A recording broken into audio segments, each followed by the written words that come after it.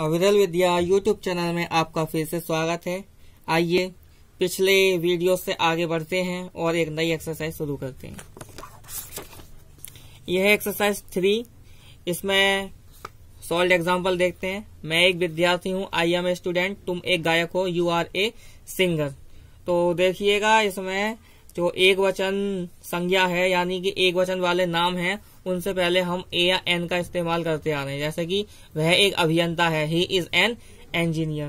देखिए इंग्लिश में और हिंदी में ये फर्क है, थोड़ा सा फर्क है कि अगर मैं यो कहूँ कि मैं एक विद्यार्थी हूँ तो भी आपको इंग्लिश वाक्य बनाते समय कहना पड़ेगा कि आई एम ए स्टूडेंट। और मैं सिर्फ इतना कहता हूँ कि मैं विद्यार्थी हूँ तो भी आपको इंग्लिश में क्या बनाना पड़ेगा, आई एम ए स्टूडेंट। आपको ए लगाना पड़ेगा यदि मैं एक वचन का इस्तेमाल कर रहा हूं तो।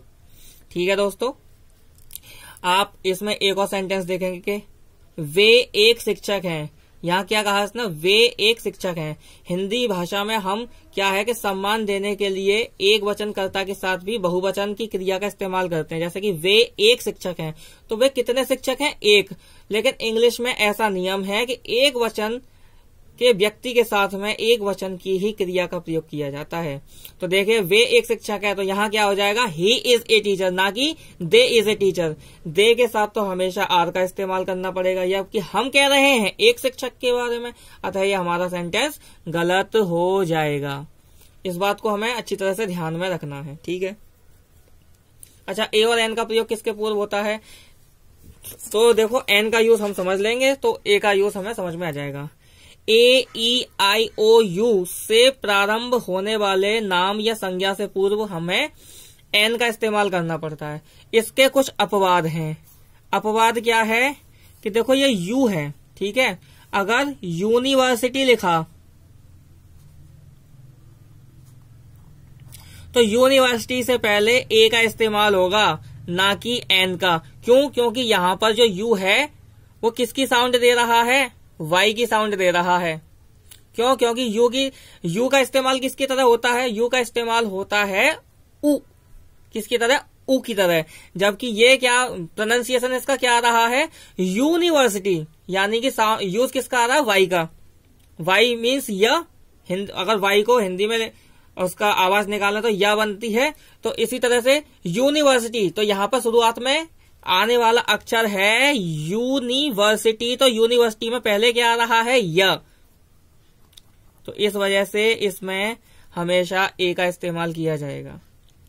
अब देखो एक वर्ड है ऑनेस्ट, HONEST, ऑनेस्ट। ऑनेस्ट शब्द है, ठीक है।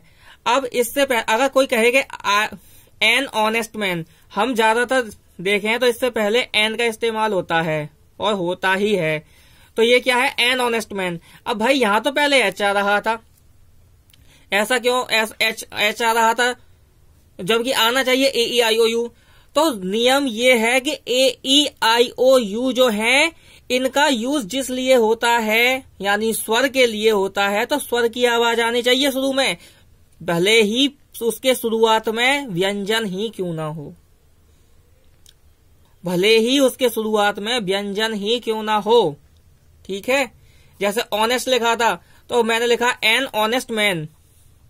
तो एन ऑनेस्ट मैन में अब आप एक चीज देखोगे कि यहाँ एच बन रहा है, फिर भी हमने एन का इस्तेमाल किया। वो एन का इस्तेमाल किया ही इसलिए है क्योंकि इसका प्रोनाउंसिएशन है ऑनेस्ट। तो मेन चीज जो है वो है प्रोनाउंसिएशन। प्रोनाउंसिएशन में अगर ए ई आई ओ यू का यूज स्वर की तरह हुआ होगा तब ही हम उससे पहले एन का इस्तेमाल करेंगे, अदरवाइज नहीं करेंगे। अदरवाइज किसका इस्तेमाल करेंगे, ए का। जैसे हमने यहां किया था कि ए यूनिवर्सिटी, जबकि इसके शुरुआत में यू आया है, लेकिन फिर भी हम इसके साथ में किसका इस्तेमाल करेंगे, ए का। क्यों? क्योंकि यहां पर जो यू है वो एज अ कॉन्सोनेंट है, ना कि वॉवेल की तरह इस्तेमाल।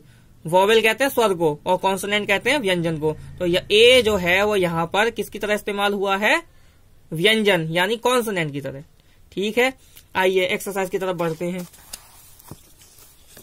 एक्सरसाइज में आप देखेंगे कि मैं एक लड़का हूं, मैं एक कवि हूं, मैं एक विद्यार्थी हूं, इस तरीके से है। इसका सॉल्यूशन करेंगे हम। सॉल्यूशन हमने पहले से ही करके रखा है। बस उसे पढ़ना है अब हमें।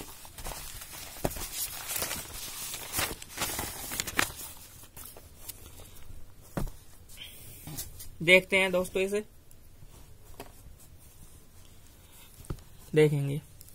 मैं एक लड़का हूं, आई एम ए बॉय। मैं एक कवि हूं, आई एम ए पोएट। मैं एक विद्यार्थी हूं, आई एम ए स्टूडेंट। आप एक किसान हैं, यू आर ए फार्मर। आप एक शिक्षक हैं, तो यू आर ए टीचर। आप एक डॉक्टर हैं, यू आर ए डॉक्टर। तुम एक नौकर हो, यू आर ए सर्वेंट। आप एक छात्र हो, यू आर ए स्टूडेंट। वह एक नर्स है, शी इज ए नर्स। वह एक कलाकार है, ही इज एन आर्टिस्ट। वह एक गायिका है, शी इज ए सिंगर।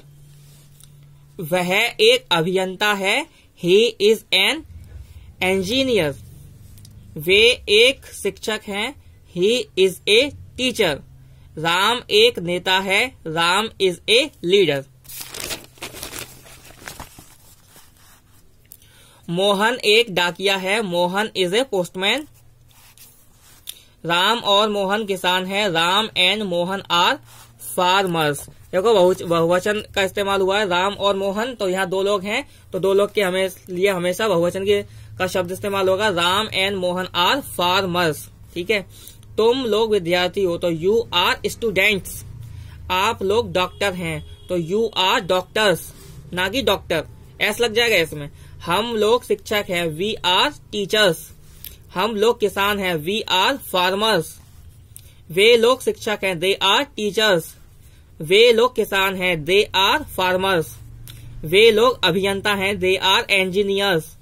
तुम लोग छात्र हो, यू आर स्टूडेंट्स। ठीक है दोस्तों, ये एक्सरसाइज यहीं पर कंप्लीट होती है। नेक्स्ट वीडियो में अगली एक्सरसाइज करते हैं।